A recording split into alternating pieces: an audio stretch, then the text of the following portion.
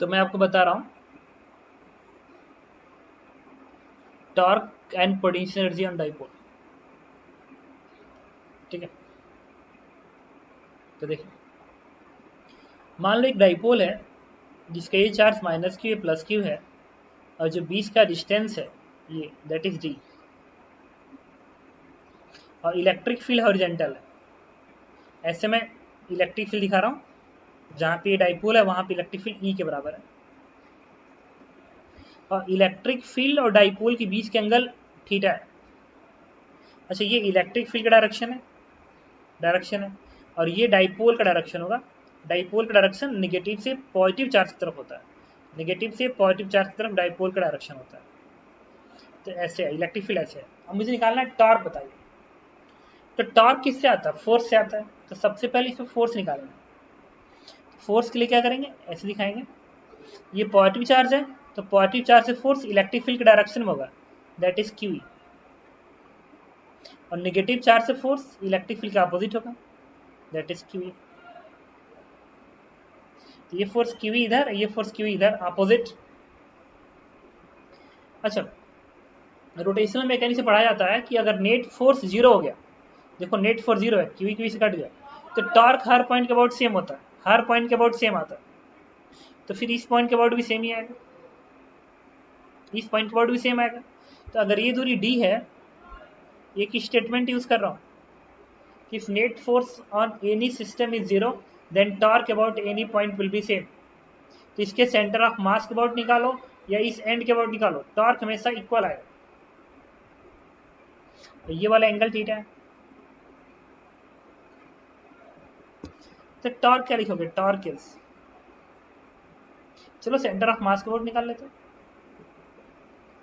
Torque क्या होता है, फोर्स पर आर परपेंडिकुलर इनटू, ये तो होता है।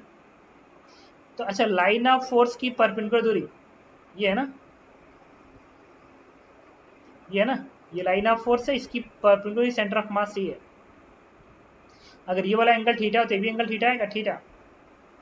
तो अगर ये दूरी डी बाई टू होगी ना, अगर ये पूरा डी है तो ये दूरी डी बाई टू होगी। तो अगर ये डी बाई टू है, कोई पूछे ये दूरी बताइए, तो D by two sine theta, D by two sine theta. तो क्या लिखोगे, D by two sine theta into force Q. इस फोर्स का टॉर्क इसके अबाउट बन गया। क्या इस फोर्स का भी टॉर्क इसके अबाउट यही आएगा? तो हाँ यही आएगा। क्यों? क्योंकि ये फोर्स इसके सेंटर ऑफ मास को ऐसे घुमाने की कोशिश करेगा, फोर्स ऐसे है ना तो ऐसे घुमाएगा, और नीचे का फोर्स आगे को है तो ऐसे घुमाएगा। तो दोनों का सेंस सेम है, और ये भी दूरी उतना ही आएगी डी बाई टू, ये भी एंगल थीटा बनेगा, नहीं ये एंगल थीटा बनेगा, क्योंकि ये लाइन पैरेलल है, इसको आगे बढ़ा दो तो ये थीटा, तो ये थीटा आएगा। तो अगर ये डी बाई टू है तो बनेगा D by two sine theta, फिर सेम आएगा, मतलब ट्वाइस करना पड़ेगा। तो सेंटर ऑफ मास के अबाउट नेट टॉर्क की वैल्यू इतनी आ गई, इसे टू कट गया, टॉर्क की वैल्यू क्या आ गई, डी साइन थीटा। अच्छा, ये क्यू इंटू डी कर लो, इंटू ई कर लो, क्यू इंटू डी, ई और साइन थीटा लिख लिया। अच्छा, व्हाट इज क्यू डी? इस चार्ज में इसकी दूरी मल्टीप्लाई कर दिया, it is dipole moment P into E sine theta. तो पता है क्या, देखो ये पी साइन थीटा है, इसका मतलब जो टॉर्क होनी चाहिए this is P cross E.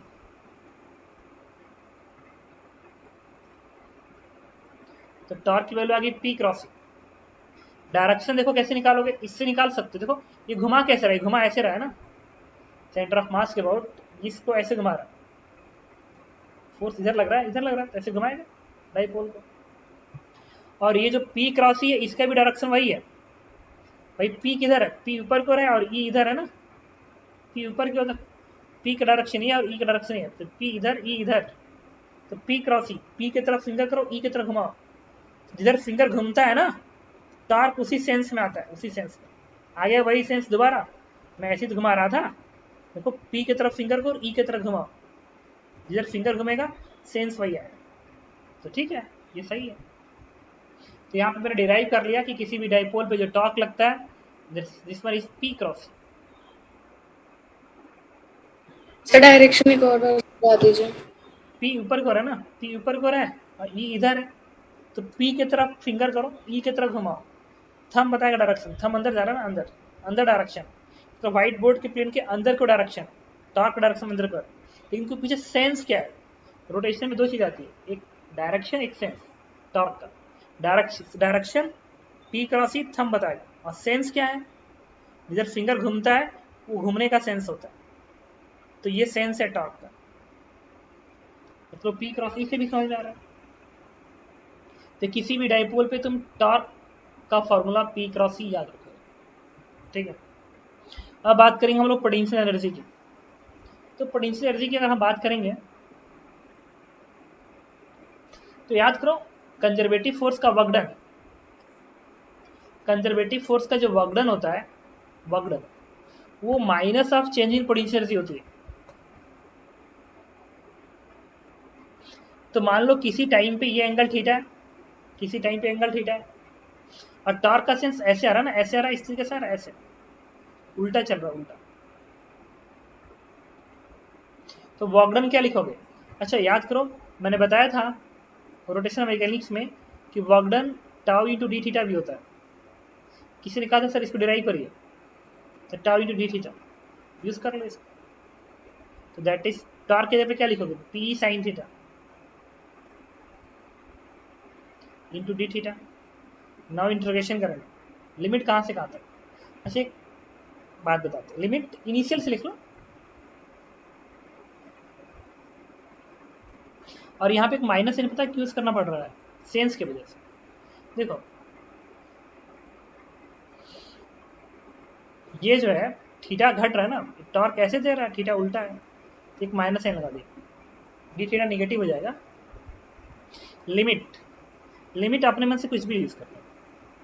Limit क्या, इसको इंटीग्रेट कर दो, इंटीग्रेट करो, इसको करोगे इंटीग्रेट तो बनेगा साइन थीटा का इंटीग्रेशन क्या होता है? Minus cos theta, minus cos theta, तो ये बनेगा P cos theta and plus some constant सी।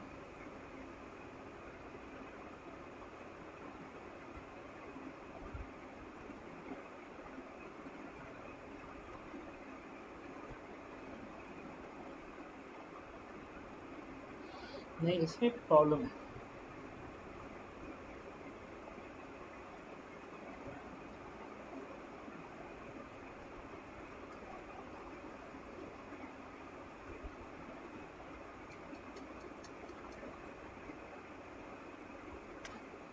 ठीक है, ओके सही। आ गया पी कॉस थीटा प्लस सी। अब देखो मैं फिर इसको हटा रहा हूँ,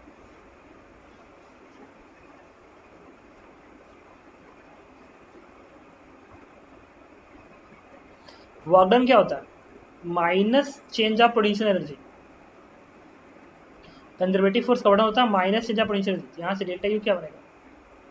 minus P cos theta minus C बनेगा। अच्छा इसको लिख सकता हूँ U final minus U initial बराबर minus P cos theta minus C. आप देखो रिफरेंस यूज करेंगे, जैसे नहीं ग्राउंड पे, ग्राउंड का पोजीशन तुम जीरो मानते हो, फिर एस दूरी पे mgh लिखते हो, उसी तरीके से रिफरेंस यूज करने जा रहा हूँ।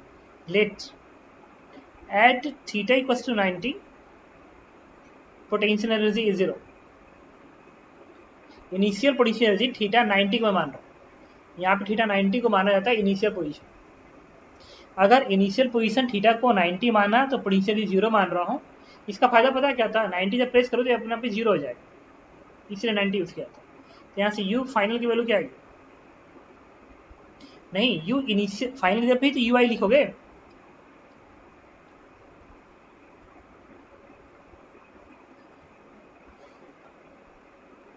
तो थीटा पे 90 प्लेस करो, यहाँ पे इसको यू फाइनल रहने दो।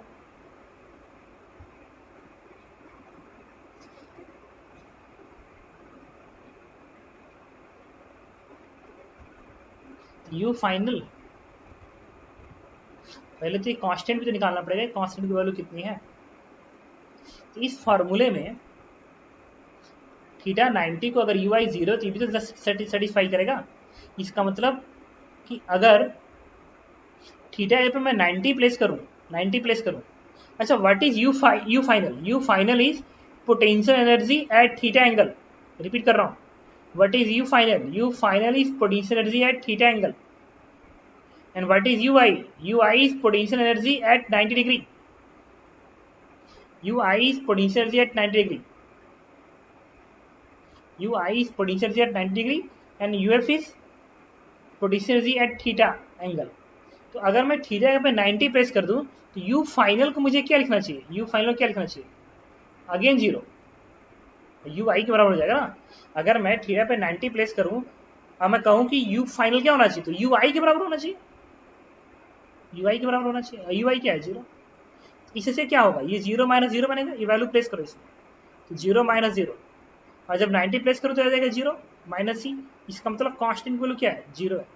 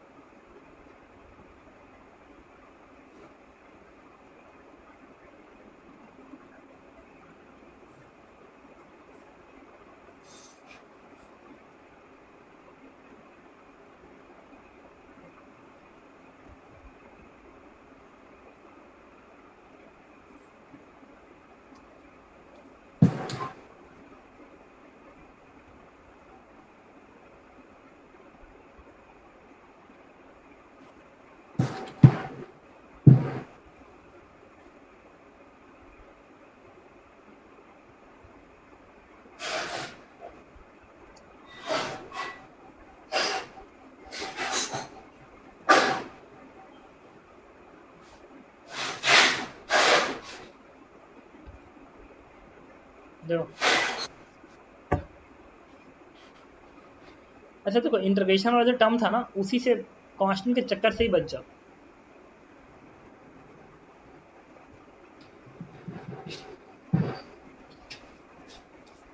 इसको लिख लो डी यू।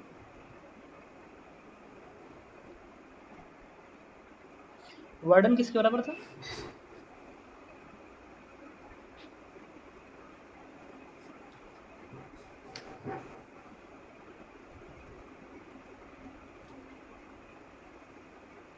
यही तो लिखे थे।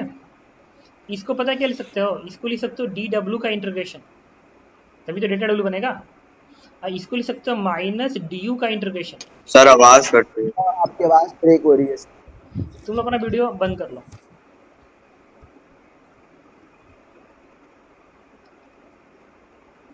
आपकी आवाज ब्रेक हो रही है।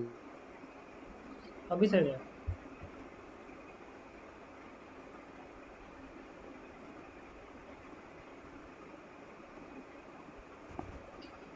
माइनस पी साइन थीटा, इसको लिख सकते हो डी डब्ल्यू का इंटीग्रेशन, डी डब्ल्यू होता माइनस डी यू। अब इसमें लिमिट रखो।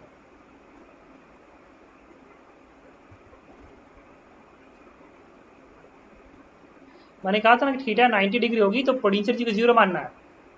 थीटा 90 की पोटेंशियल जीरो मानना है, और थीटा थीटा की पोटेंशियल यू मान लो।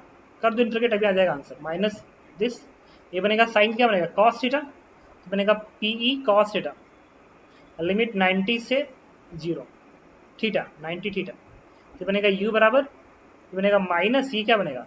पीई कॉस थीटा, और 90 प्लस जीरो बन जाएगा। तो इससे यू की वैल्यू क्या आ गई? Minus PE cos theta. इससे यू क्या आएगा? Minus P dot, and this one is the potential energy. हो गया डिराइव। बेकार में कांस्टेंट के चक्कर में क्यों पड़े? कांस्टेंट रखो, फिर कांस्टेंट को बाद में निकालो। इससे बेटर है कि डिफरेंट इंटरसेक्शन लगा दो। तो याद रखोगे, potential energy of any dipole is minus P dot E, and torque is P cross E. तो टॉर्क पी क्रॉस ई याद रखोगे, और potential energy minus P dot E याद रखोगे।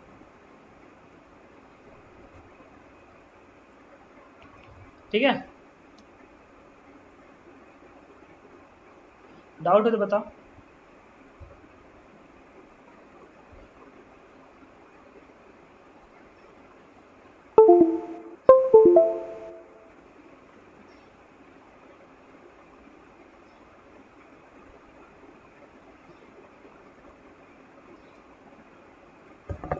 ठीक है, नेक्स्ट क्लास में इस पे बेस पे क्वेश्चन कराएंगे और फोर्स बिटवीन डाइपोल बताएंगे, अगर नेक्स्ट क्लास होती है तो। और नहीं होती है तो मैंने डिराइव करा दिया, पता है, डिराइव नहीं करवाया होता मैं क्वेश्चन करा दिया होता।